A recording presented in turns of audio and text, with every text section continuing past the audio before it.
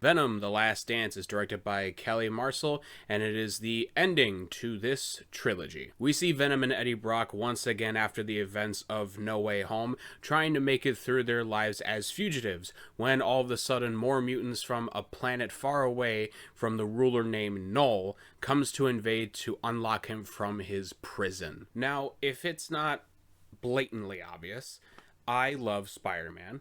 Clearly, you could tell with all of that stuff back there. I mean, hell, I even have a tattoo right here of the final, shot in the first Tobey Maguire movie. And you can't see it, but my phone has a, phone case for Spider-Man. So, needless to say, Spider-Man has meant a lot to me in my lifetime. And you would think that somebody like me watching the Venom movies, I would have appreciation for it because it's one of the biggest main characters, or villains, I should say, in that Spider-Man universe, and it's the most recognizable one, outside of maybe like Doc Ock and Green Goblin, of course. But unfortunately for Sony, they decided to make Spider-Man movies without Spider-Man. So we're stuck here with, now, what is it, 4 or 5 movies now?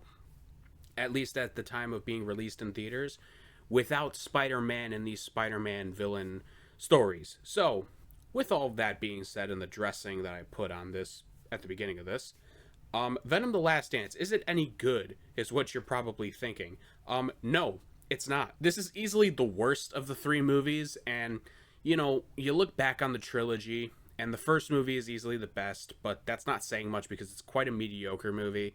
It's very bland, and it's just really got nothing going for it. I mean, the concept art of Venom in these movies is fine. I'm not like over the moon by it, but it's better than the other version that we have. But needless to say, the character of Venom in these movies is not really that great. Getting that kind of out of the way first, with Tom Hardy as Eddie Brock and Venom, clearly you could still tell within this third installment they really don't know how to mix the audio correctly for Venom, because it still sounds fucking atrocious. You can't really understand him a lot of the time, unfortunately. And while before there is some funny banter between Venom and Eddie Brock, the Jekyll and Hyde type of, personalities that they have there, it's okay at points. There are parts where I found kind of funny because it was intentionally funny, for like, this is a joke that we wrote for you, now audience, laugh at said joke. Some of those hit, not too many of those. There were some jokes there that I found unintentionally funny, or I found so cringeworthy that I had no choice but to let out this guttural laughter of like, wow, that was the take. That was the take. But people keep saying on the internet that like the chemistry that Tom Hardy has basically with himself in this as, Venom, it's good, but like, it's fine. Like, I don't look at these movies and go, Tom Hardy is so unequivocally like the greatest thing in this movie. Like, sure, he's probably the best thing in the movie, but I wouldn't say that he's like the overall like greatest thing since sliced bread.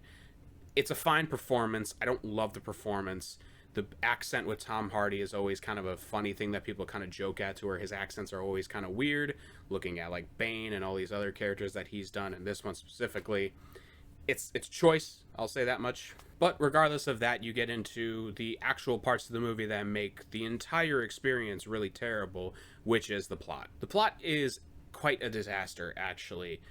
There really isn't a lot happening in this movie, unfortunately. You just see Eddie Brock and Venom kind of walking around, and Venom's not really in the movie in like his full form for a good majority of it, due to situational circumstances involving the plot, which is pretty damning.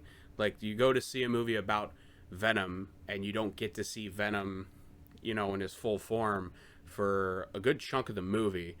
And that's just kind of movie-making malpractice. That would be saying, like, hey, let's have a Spider-Man movie, but let's not have Peter Parker be Spider-Man for, like, the whole movie. Like, I understand that, like, Spider-Man 2, for example, has parts of the movie where it's like, oh, it's time to have Peter, do his own thing and have his midlife crisis moment. But like, there's stuff throughout that movie that makes it interesting. There's character development in that movie. There's plot progression in that movie there isn't that in this one. Because here's the thing, don't get your hopes up for Null in this movie.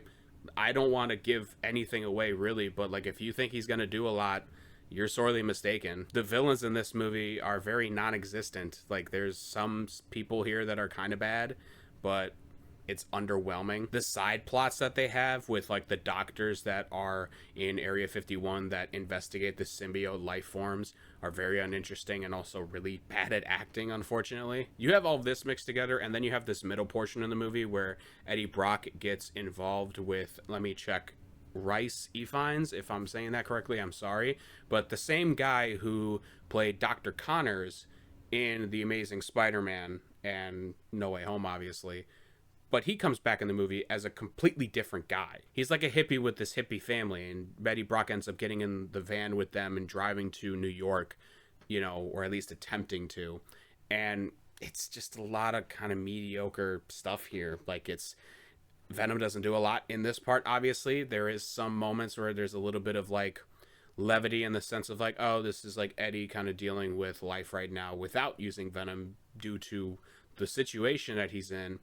And like they try, but it's really not that compelling. And with that also comes with like just a bunch of unnecessary scenes that don't really need to be in the movie. The van kind of stuff is one of them, and then there's a couple other ones involving Vegas that could have a couple of jokes here and there, but then there's another sequence, it's a dancing sequence, and I told my buddy and me, you know, when we watched the movie and we finished it, I was like, isn't it crazy how every single Spider-Man movie has a bad dancing scene?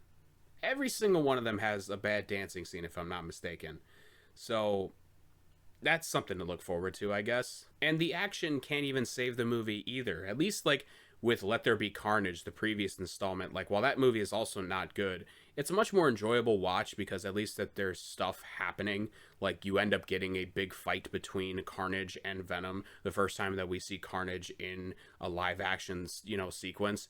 Is fun. At least the idea of it is fun, and they have a couple moments in that movie that are kind of cool, but in this movie there really isn't that sort of stuff happening. The action in this movie is quite dull and uninteresting, and I'll say it again, this is the absolute worst way that you can introduce such a powerful and interesting character that is Null. I don't really have much comic knowledge of the guy, but from what my friend had told me about Null is that the sword that he has in this movie, or at least in the comics, it's supposed to be Goru the God Butcher's sword, which, take that information what you will, I don't know that to be true or not. Obviously, I'm not saying that he's lying to me for sure, but like, you know, it's a little hard to believe, at least in this instance, because this isn't an MCU related project, it's a Sony project. But outside of all of that, the concept of Null is cool. Like, the character look is kind of cool. And Andy Serkis voices him. Like, there really isn't much more they could have done here that would have been like, oh, wow, like, they nailed it, you know? And the other frustrating part is like, they try to make this movie kind of have this weird finality to it, almost. And they're trying to pull on your heartstrings at points, and they're trying to be like, look at what we did, the Venom trilogy. Holy cow, how cool is this?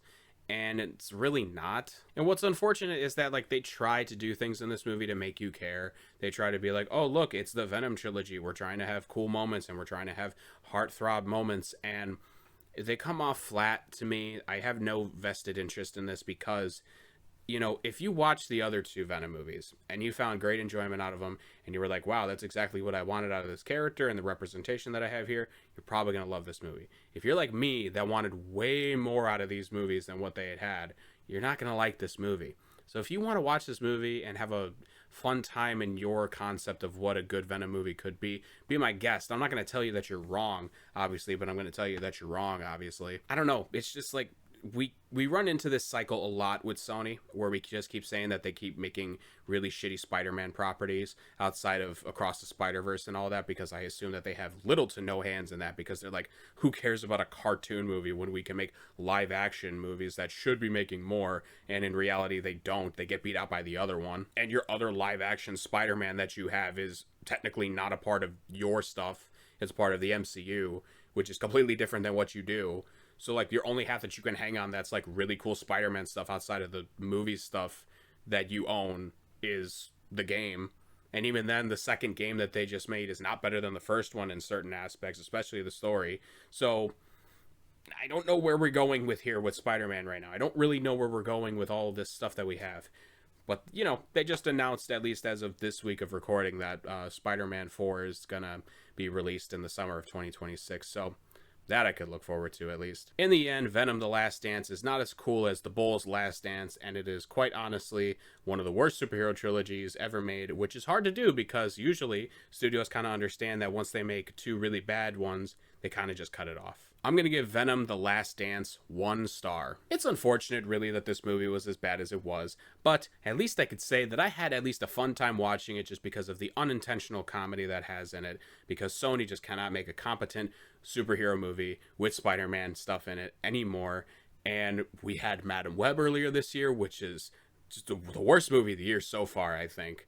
But it's so fun to watch. And now you got this movie, and now we also have Kraven coming out in December, which I cannot wait for that to come out. Now, I'll give my little bit of thoughts on Kraven, at least here for now.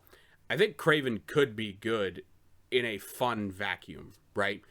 The story doesn't look very interesting. The concept of Kraven, how they make Kraven in this compared to the comics, is just completely different than any regard that they had before.